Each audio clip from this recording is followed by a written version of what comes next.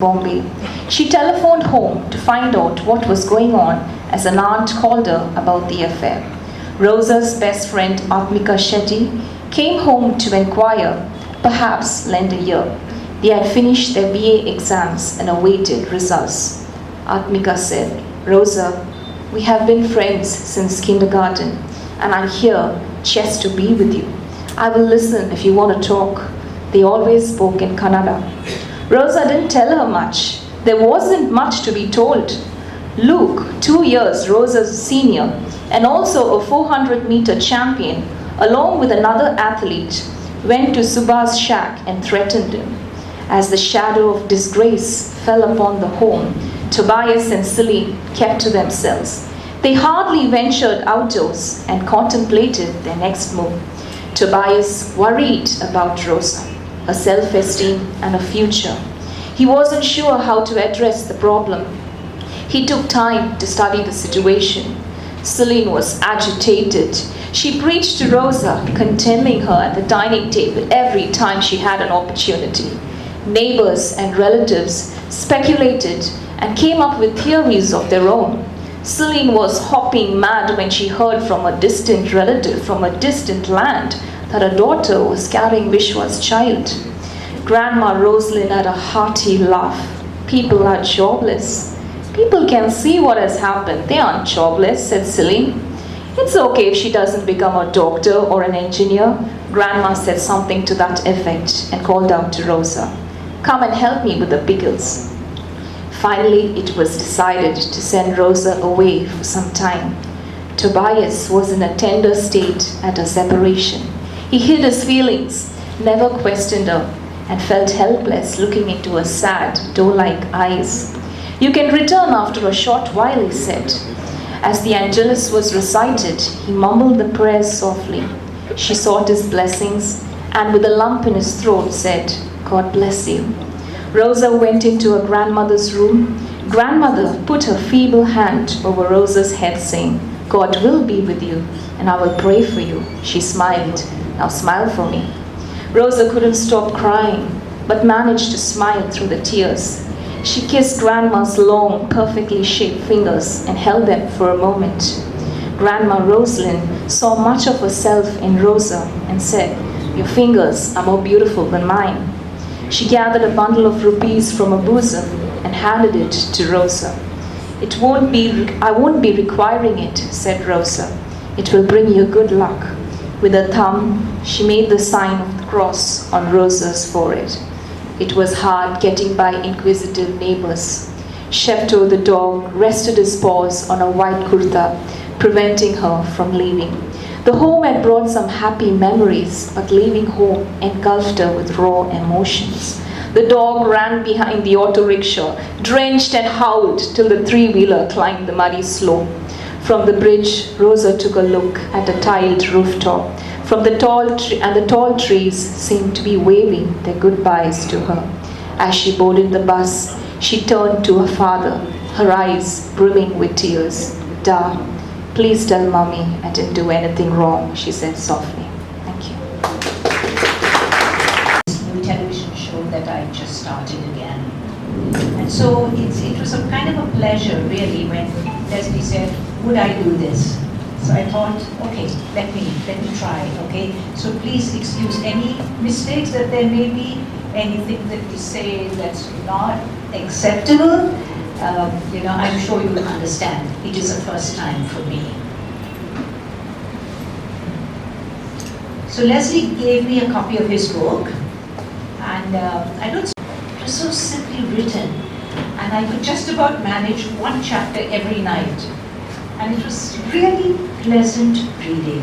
I told him that as well. It was just so simple, the whole thing. And you could see that from when she was doing that reading. Leslie, thank you first of all for actually asking me to do this. Is your mic working, Les? Hello. Yeah, it's working. Thanks. Okay. So thank you very much, Leslie. Let me get into it straight away. Smoke on the Backwaters. What an interesting title. It kind of strikes you. What the hell is he talking about? What is he talking about? So I'm going to ask you, you tell me what I know people have been asking me this smoke on the backwaters about deep purple and all of that. But I use this as a metaphor because Kundapura, when you travel in Mangalore, early morning you see smoke. People are having their early morning bath and they are lighting firewood to earthen pots or to mud pots and they are roasting cashew seeds underneath. So you see the smoke all over the place, and I've used this as a metaphor because of there's still smoke in the backwaters from where she is and the problems that she has created, but it's actually that she's not created, the people have created. So I thought this would be the appropriate title for my. Right. So, Leslie, did you actually grow up in that environment? Is that why you placed it there? Yeah, I grew up in Bangalore, but my parents are from Kundapura, the Udupi district. So we went there every holiday twice a year, and we had a great time because all of my cousins from all over came there, and even the cousins who are there, we all got together, and it was a wonderful place. There was so much of innocence, there was so much of laughter, joy. As children, we just played around the backwaters. And it's just that Kundapura, the whole South Canada has excellent backwaters. It's just that it's not been developed. People really don't know much about it. People come to Bangalore and they go straight to Kerala, to the backwaters there. So, but the backwaters are very pristine, very calm, beautiful there. So, it's part of my childhood. And growing up in a place like that, you hear all these stories when you're growing up, the things that have happened to somebody, you hear this story, that story. So as a filmmaker, writer, as a painter, I try to combine all of these elements and hopefully it's readable and my reader should tell me about it. Right. Now this is your first book, yeah, right? This is my first book. And I know that you told me that you had actually helped your brother with 2 or 3 of his books. Right. So what did you use that as that was like a stepping stone, that was like a help for me to write the novel. We've written 3 books on Bangalore. My brother is a writer, Stanley Carvalho, he writes for the Deccan Herald, for the Hindu. So he's written 3 books called Bangalore Blue, all about famous Bangalore personalities have written about Bangalore. Kiran Mazumdar Shah has written the foreword. Mohandas Pai, all of us have contributed. The second book is called Fast and Curious. Fast and Curious is again little stories about Bangalore. And the third book is Sports Legends of Bangalore. We have focused on the cricketers, Prasanna Chandrasekhar, Kirmani, and Shanta Ramaswamy, and Olympians, Kenneth Powell, Marjorie Suarez. So they are the Nirmala Uttaya. All of these are sports legends of Bangalore. So 3 books I've written there. Right. I've helped.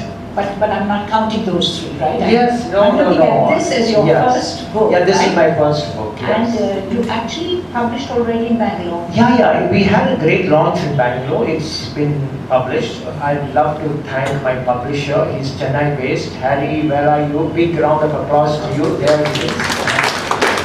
You know, Harry is hiding around in the background. Harry and Siva. Can you stand up at least, Harry? We want to see you. Yes. Yeah, that's Harry. Harry and Siva. Siva, please stand up. The 2 of them. I had such a great time. For the last 1 year, I've been coming in and out of Chennai. And every time I would come and discuss the book and novel, and I've given them so much of trouble, but they've been so patient, so kind, so generous. I don't know how to thank them.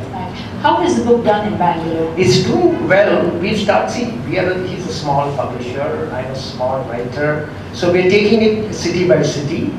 The response is quite good. It's in a couple of bookstores in Bangalore. It's also doing okay here. It's in connections in Ananagar. So we're looking at putting it in other places. So we're taking one step at a time. We're going to other cities, Trivandrum, Kolkata, Delhi, Mumbai. So word of mouth, hopefully, it will. I hope so. Yeah. Will you be plunging into the next book shortly? Yeah, I'm writing a book of short stories. Okay. So that is very interesting. Again, all the things that have happened to me or people, things that have happened to them. And we go through life with so many experiences, and I think it's very enriching. some people like to share these things, but not all of them would like to. But I would like to, hopefully I'm working on it. It should come out. Yeah. I was pretty zapped when I first met Leslie because he was telling me all the things that he does. I mean, he's an author, he's a filmmaker, he's an artist, he teaches German, and he forgot to say, I think, about his tennis coach. I'm embarrassed to talk about tennis because Ramesh Krishnan is here. He's one of the greatest tennis players. Absolutely. And I've been a big fan of his.